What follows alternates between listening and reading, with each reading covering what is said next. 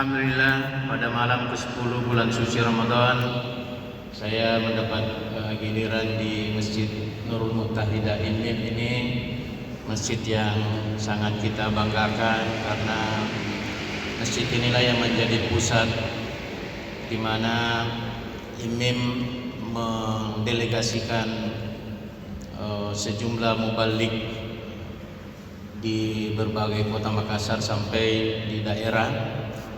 Dan alhamdulillah sampai malam ke-10 ini ya alhamdulillah para mubalik kita telah menjalankan amanah dengan sebaik-baiknya. Karena itu saya sangat bersyukur bisa hadir di sini untuk sama-sama kita menunaikan ibadah salat isya dan salat tarawih. Salawat dan taslim atas junjungan Nabi besar kita Muhammad sallallahu alaihi wasallam. Allahumma salli ala sayyidina Muhammad wa ala ali Muhammad. Sebelum saya membahas tema yang diumumkan tadi, terlebih dahulu saya mengajak kepada kita semua yang hadir, saya selaku pribadi dan juga selaku sekretaris umum DPP IMIM mengajak kepada kita semua yang hadir untuk dengan ikhlas mengirimkan surah Al-Fatihah kepada pendiri IMIM Bapak almarhum Haji Faiduran dan juga Ibu Haji Rahma Faiduran dan seluruh keluarganya yang telah mendahului kita atas segala amal jariah yang ditinggalkan sehingga kita bisa menggunakan fasilitas untuk beribadah dan beraktivitas dalam rangka kemakmuran masjid. Mari dengan ikhlas kita kirimkan Al-Fatihah. A'udzubillahi minasyaitonirrajim. Bismillahirrahmanirrahim. Alhamdulillahirabbil alamin. Arrahmanirrahim. Maliki yaumiddin. Iyyaka na'budu wa iyyaka nasta'in. Ihdinas siratal mustaqim. Siratal ladzina an'amta 'alaihim ghairil maghdubi 'alaihim waladdallin. Allahumma ighfir lahum warhamhum wa'afihim wa'fu anhum. Bapak Ibu sekalian, salah satu ajaran Islam yang diajarkan Nabi adalah pahala yang selalu mengalir kepada orang-orang yang telah mendahului adalah doa dari anak-anak dan generasi yang ditinggalkan dan juga amal jariah dari legasi yang ditinggalkan.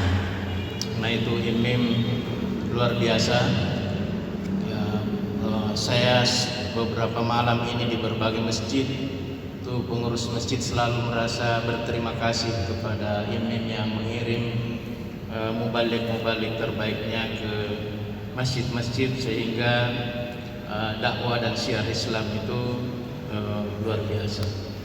Dan memang salah satu akhlak yang terbaik adalah bagaimana menghargai orang-orang yang terdahulu dengan berusaha untuk selalu mendoakan dan melakukan yang terbaik. Kita tahu Islamic Center IMIM ini tidak bisa berdiri megah seperti ini jika tidak ada yang memulai, dan almarhum itu sangat-sangat berkorban luar biasa dengan harta bendanya secara pribadi mendorong bagaimana IMIM ini bisa berkembang. Apalagi pesantren IMIM alumninya luar biasa. Itu sekarang ini di berbagai negara. Ada saya tahu ada di Jerman menjadi dosen di sana, ada di Amerika Serikat, ada di Australia, dan luar biasa. Dan salah satu monumental legasi dari almarhum dengan motto IMIM, bersatu dalam akidah, toleransi dalam hal guru dan khilafiyah. Motto ini luar biasa, sangat cocok di segala zaman, dan insya Allah akan kita senantiasa melaksanakannya. Hadirin sidang jamaah tarawih yang dimuliakan Allah Subhanahu wa taala. Seperti disampaikan tadi, tema ceramah kita adalah bagaimana puasa membentuk akhlak kepribadian kita. Dan memang Rasulullah diutus ke dunia ini untuk menyempurnakan akhlak manusia. Innama bu'istu liutammima makarimal akhlak. Ya, mudah-mudahan saya bisa maksimal 15 menit ya, karena memang anjuran pemerintah ya ceramah jangan terlalu panjang Ustaz ya. Baik. Ya. Kenapa kita sholat berjarak, kemudian ya, rindu sebenarnya kita dengan suasana seperti ini, karena tahun lalu kita tidak tarawih di masjid ya, hanya di rumah masing-masing ya. Kenapa kita ikuti ya, karena kita mengikuti anjuran pemerintah, dan memang itu adalah perintah dari Al-Quran, ati'ullaha wa ati'ur rasul wa ulil amri minkum. Taatilah Allah, taati Rasulnya, dan taati pemerintah kalian. Dan yang saya tahu bahwa imam ini itu selalu jabat tangan dengan pemerintah. Artinya kita tidak boleh berseberangan dengan pemerintah, karena itu perintah Allah. Semua kata perintah dalam Al-Quran, dalam kaidah usul fikih, dalam kaidah pengambilan hukum Islam, semua kata perintah itu hukumnya wajib. Ya, jadi seperti sholat, tidak ada ayatnya mengatakan kutiba alaikumus sholat, diwajibkan atas kamu sholat, tidak ada. Yang ada aqimus sholat, dirikanlah sholat. Itu perintah. Wa atuz zakat, tunaikan zakat. Karena dia perintah maka hukumnya wajib. Termasuk menikah, Ustaz, termasuk menikah. Fankihu tawabalakum minan nisa masna wa sulasa wa ruba. Nikahilah wanita-wanita 2, 3 atau 4. Perintah itu, Ustaz, perintah, wajib, wajib. Apa definisinya wajib? Kalau dilaksanakan berpahala, tidak dilaksanakan berdosa. Jadi kalau kita hanya satu, masa Ustaz? Ya, tapi jangan gembira dulu bapak-bapak ya. Karena ada ayat lanjutannya. Wa in khiftum alla ta'dilu fawahidah. Kalau tidak bisa adil, satu saja. Dan dalam sejarah sebenarnya Rasulullah itu poligami itu hanya karena dalam sejarah sampai 9 istri beliau itu karena hanya membantu. Lebih dari satu itu Khadijah dinikahi umur 40 tahun, Aisyah umur 9 tahun belum balik. Yang lain itu ada janda-janda yang sudah tua-tua, hanya niatnya membantu. Jadi kalau bapak-bapak mau lebih dari satu, carilah janda-janda ya yang tua-tua. Ya, saya kira ibu-ibu di bawah dia senang dengar. Ya, Bapak Ibu sekalian, kembali bahwa bagaimana puasa karena itu ulama ya, karena tidak ada lagi nabi dan rasul sesudah Nabi Muhammad, al ulama warasatul anbiya. Nah, ulama itulah yang menjadi pewaris nabi.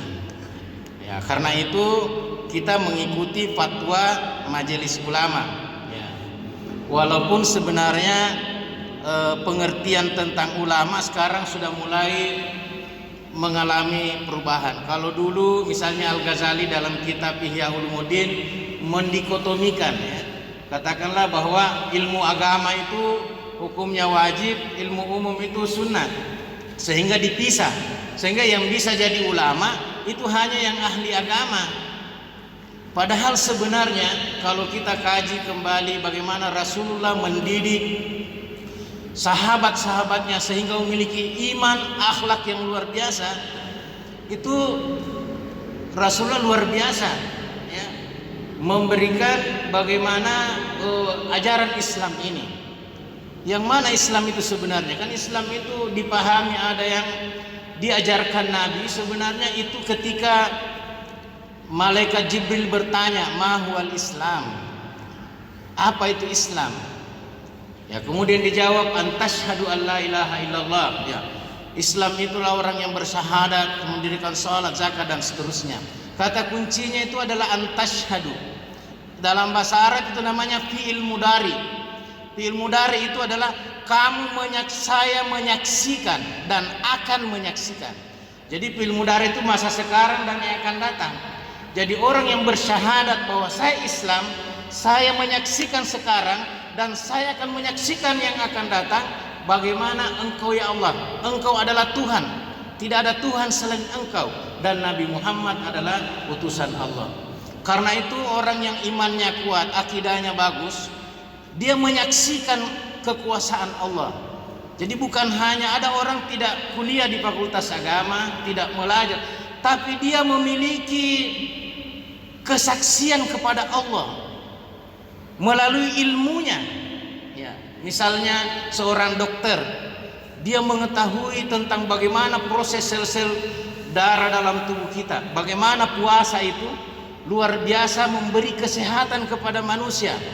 Kenapa? Karena puasa itu memberi keseimbangan.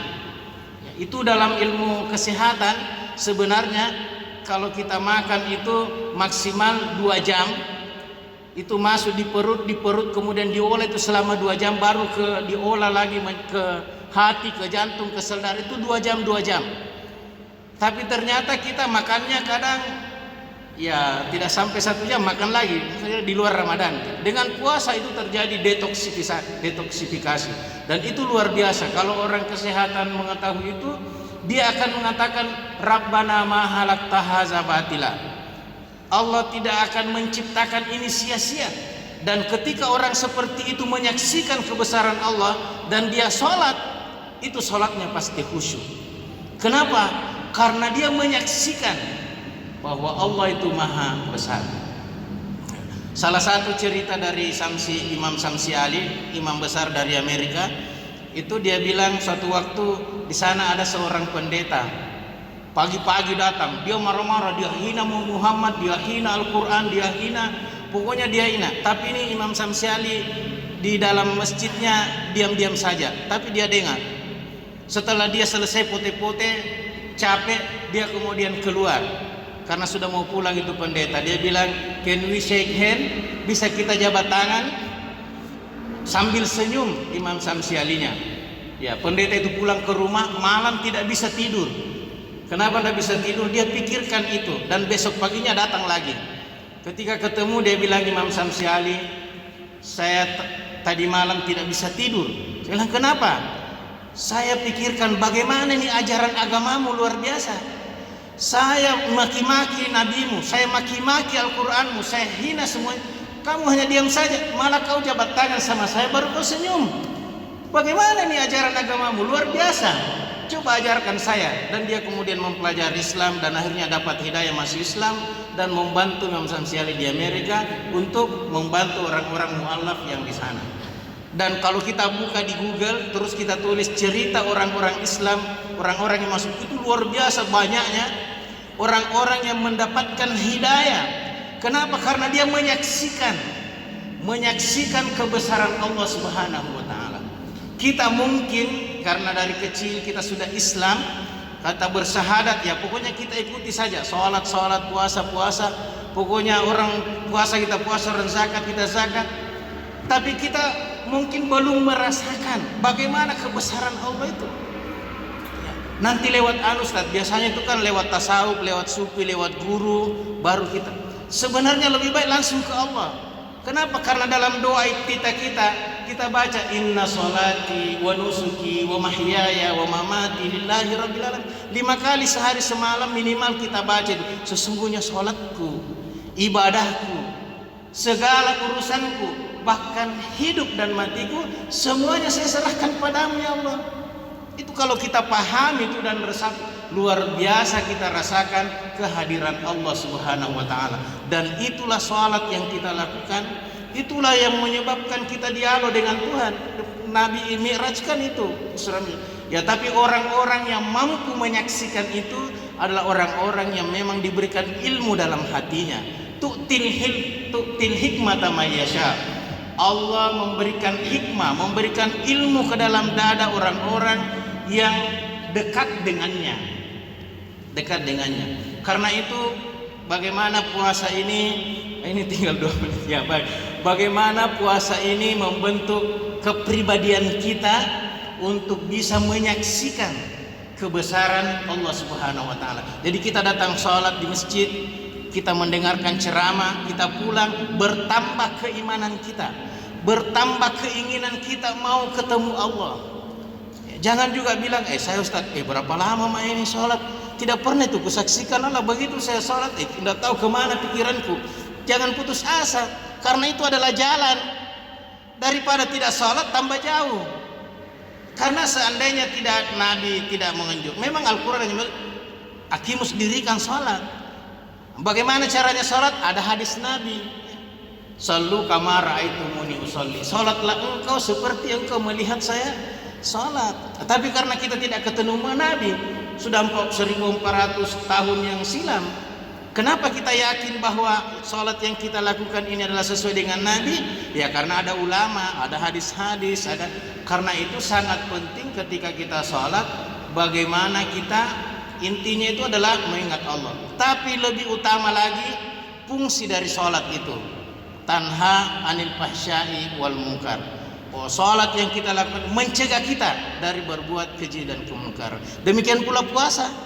Puasa yang kita lakukan dengan susah payah di siang hari itu luar biasa tantangannya, karena kita mau dekat dengan Allah. La'allakum tattaqun. Tujuannya adalah untuk sampai dekat dengan Allah. Dan kalau kita dekat dengan Allah, insya Allah kita selamat hidupnya di dunia ini dan di akhirat. Saya kira ini sudah 15 menit. Ya, mudah-mudahan insya Allah puasa ini membentuk kepribadian kita untuk mampu menyaksikan kebesaran Allah Subhanahu wa taala, sehingga ketika kita sholat kita betul-betul khusyuk. Ketika kita puasa kita betul-betul tidak ada keluhan, sakit sakit asam lambung tidak ada. Kenapa? Kita lakukan itu karena kecintaan kepada Allah Subhanahu wa taala. Dan tidak perlu kuliah di fakultas agama untuk mendapatkan itu, langsung minta ke Allah. Di sujud-sujud kita, ya Allah, beri kesempatan saya untuk menyaksikan kebesaran-Mu. Tunjukkan jalan untuk sampai ke sana. Saya kira demikian. Terima kasih banyak atas kesempatan ini. Mohon maaf, dan saya secara pribadi juga berterima kasih kepada Ketua Yasdik IMIM ada di sini, Pak Ridwan Abdullah. Beliau walaupun ahli insinyur, yang mendesain ini itu di hatinya luar biasa. Ini kan kalau dilihat ada Ka'bah, Pak. Tidak ada orang yang banyak yang itu berarti bahwa dalam jiwanya menyaksikan kebesaran Allah Subhanahu wa taala. Saya kira demikian, terima kasih. Mohon maaf sekali lagi. Wallahu waliyul muttaqin. Wassalamualaikum warahmatullahi wabarakatuh.